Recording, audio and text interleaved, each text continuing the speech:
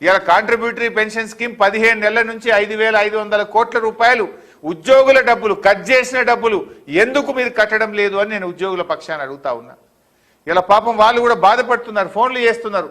అన్న ఓపీఎస్ ఇస్తారంటే నమ్మినం, ఓపీఎస్ లేదు కదా, బీఆర్ఎస్ ప్రభుత్వం ఉండగా నెల నెల మా కంట్రిబ్యూషన్ పెన్షన్ను జమ చేసి కట్టేది, వీళ్ళు వచ్చినాక 15 నెలల నుంచి ఇలా కాంట్రిబ్యూషన్ పెన్షన్ కట్టలేరు, మా జీతాల నుంచి కట్ చేస్తున్నారు, పైగా కట్టడం లేదు అని చెప్పి ఇలా వాళ్ళు కూడా బాధపడుతున్న పరిస్థితి ఉంది. ఇక అవుట్ సోర్సింగ్ ఉద్యోగులు, చిన్న ఉద్యోగుల పరిస్థితి అయితే చెప్పనక్కర్లేదు. ఇలా సిద్దిపేట మెడికల్ కాలేజీలో పనిచేస్తున్న అవుట్ సోర్సింగ్ ఉద్యోగులకు పండుగ, దసరా పండుగ ఇంతకంటే పెద్ద పండుగ తెలంగాణలో ఉండదు. 6 నెలలే జీతం రాలే, వాళ్ళకి ఇచ్చేదే 18,000 19,000.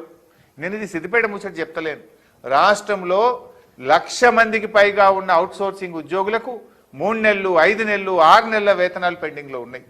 ఇవాళ పాపం హాస్టళ్లలో ఎస్సీ హాస్టల్, బీసీ హాస్టల్లో, ఎస్టీ హాస్టల్లో కామాటీలని వాచ్మెన్లని ఉంటారు, వాళ్లకు నెలల తరబడి డబ్బులు రావట్లేదు.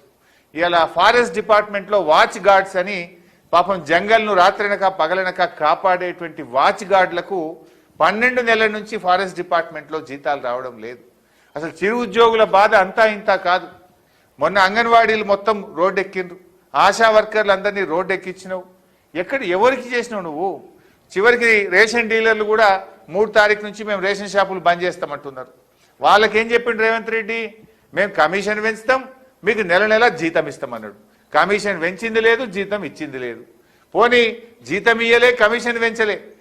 కేసీఆర్ గారు ప్రభుత్వం ఇచ్చిన కమిషన్ కూడా 5 నెలల నుంచి పెండింగ్ పెట్టినాం. ఇవాళ రాష్ట్రంలో ఏమైంది? హాస్పిటల్ బంధు, కాలేజీలు బంధు, రేషన్ షాపులు బంధు, అన్ని బంద్ అవుతున్నాయి. హాస్పిటల్లో ఏమంటున్నారు? ఆరోగ్యశ్రీ డబ్బులు ఇయ్యక మాకు ఏడాది అయిపోయింది, మేము ఆరోగ్యశ్రీ సేవలు బంద్ చేస్తామని దవాఖాన్లు బంద్ పెడుతున్నారు. కాలేజీలో ఏమంటున్నారు? రేవంత్ రెడ్డి వచ్చిన 2 ఏళ్లల్లా పిల్లల ఎస్సీ ఎస్టీ బీసీ పిల్లల చదువులకు ₹1 ఇయ్యలేదు, కేసీఆర్ గారు 20,000 కోట్లు ఇచ్చిండు, మేము ఇక కాలేజీలు బంద్ పెడతాము అని కాలేజీలో బయలుదేరిండ్రు. రేషన్ షాప్ వాళ్ళు ఏమంటుండ్రు? మా కమిషన్ వేస్తా అన్నాడు, జీతం ఇస్తా అన్నాడు, ఏది చేయలే కానీ కేసీఆర్ సార్ ఇచ్చిన కమిషన్ కూడా 5 నెలలకెళ్ళి ఇస్తలేడు.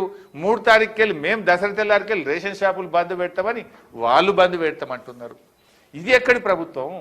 ధూపదీప నైవేద్యం. దేవాలయాల్లో ఉండే అర్చకులను వాళ్ళను దగ్గర తీయాలి, ప్రతిరోజు దేవాలయంలో పూజలు జరగాలని 2,500 ఉన్న ధూపదీప నైవేద్యాన్ని 10,000 రూపాయలకు పెంచిండు కేసీఆర్. రేవంత్ రెడ్డి ఏమన్నాడు? వీళ్ళు 10 ఇస్తురు, నేను అయితే 12 ఇస్తా అన్నాడు. 12 దిక్కులేదు కానీ ఆ ఇచ్చే 10,000 కూడా 3 నెలలకి వెళ్ళలేదు. ఇగో ఇది ఇలా ఎవరిని నువ్వు అందరినీ ఆగమే, ఆటో డ్రైవర్లను ఆగం చేస్తేవి, అంగన్వాడీలను 18,000 ఇస్తా అంటివి, పర్మనెంట్ చేస్తా అంటివి, భద్రత ఇస్తా అంటివి, ఆశాల నాగం, అంగన్వాడీల నాగం, రేషన్ డీలర్ల నాగం పట్టించినావు, అవుట్ సోర్సింగ్ ఉద్యోగులను దగా చేసినావు, ప్రభుత్వ ఉద్యోగులను మోసం చేసినావు, ధూపదీప నైవేద్యం పెంచుతా అని మా అయ్యగారుల నాగం పట్టినావు. ఎవరిని నువ్వు మోసం చేయలేదు.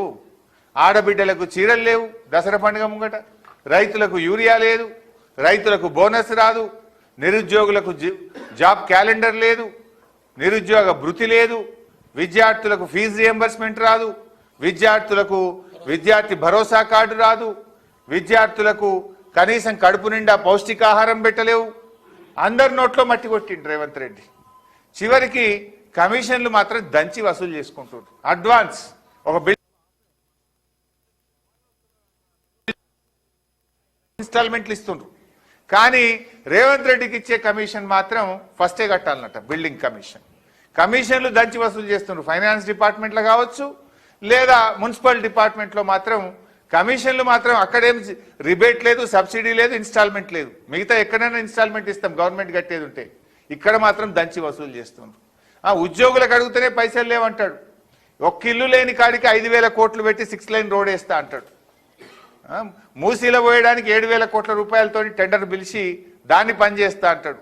హెచ్ఎండిఏలో 10,000 కోట్లతో టెండర్లు పిలుస్తాడు.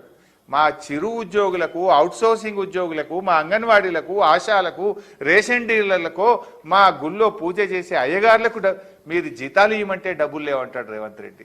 రిటైర్ అయిన ఉద్యోగుల పరిస్థితి పాపం వర్ణనాతీరం. ఇలా ఒక్క రిటైర్డ్ అయిన ఉద్యోగి రేవంత్ రెడ్డి వచ్చినాక దాదాపు 20,000 మంది ఉద్యోగులు రిటైర్ అయినరు. వాళ్ళకు ఒక్కరికి కూడా రిటైర్మెంట్ బెనిఫిట్లు ఇస్తలేరు. వాళ్ళు కూడా సెక్రటరేట్ చుట్టూ తిరిగి 5% 10% ఇస్తే తప్ప రిటైర్డ్ ఉద్యోగులకు కూడా బెనిఫిట్లు రాని పరిస్థితి ఉన్నది. నెలకు 750 కోట్లు ఇస్తా అని మొన్న ఉద్యోగ సంఘాలతో చర్చలు చేసిండు. నెల నెలా ఇస్తా, మీ పాత బకాయిలన్నీ క్లియర్ చేస్తా, రిటైర్డ్ ఉద్యోగులే క్లియర్ చేస్తా, మీ పిఎఫ్ డబ్బులు కానీ ఇతర పిఆర్సీ డబ్బులు కానీ అన్ని క్లియర్ చేస్తా అన్నాడు. ఏమైంది 750 కోట్లని ఉద్యోగ సంఘాలు అడిగితే, రేపటి వరకు ఏసీబోలు వస్తారు నీ ఇంటికి, నీ మీద విజిలెన్స్ ఎంక్వైరీ పడుతుంది, బిడ్డ వీని సంగతి చూడుండ్రా, ఇదా నువ్వు చేసేది? ఇలా ఉద్యోగ సంఘాల నాయకులను భయభ్రాంతులకు గురి చేస్తున్నాడు, ఉద్యోగ సంఘాల నాయకులను బెదిరింపులకు గురి చేస్తున్నాడు.